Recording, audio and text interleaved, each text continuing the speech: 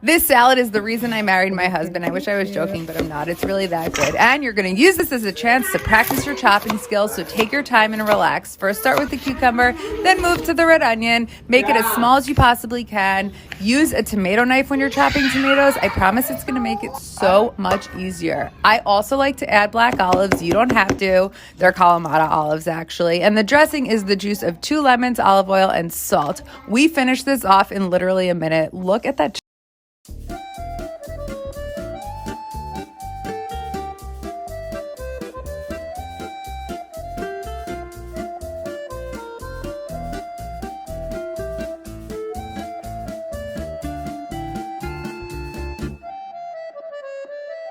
One of my favorite local restaurants serves this avocado corn salad every summer.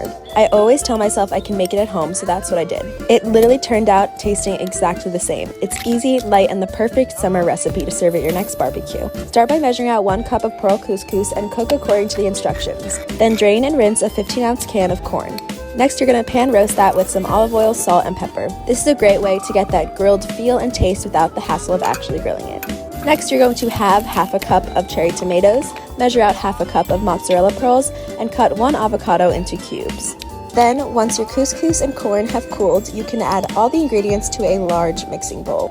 So you'll have the chewy pearl couscous, the sweet roasted corn, the creamy avocado, the beautiful cherry tomatoes, and the fresh mozzarella pearls. Add 1/4 cup of white balsamic vinaigrette as the dressing and salt and pepper to taste. Garnish with a little fresh basil, and that is it. The full recipe is on my blog, link in bio. I hope you enjoy.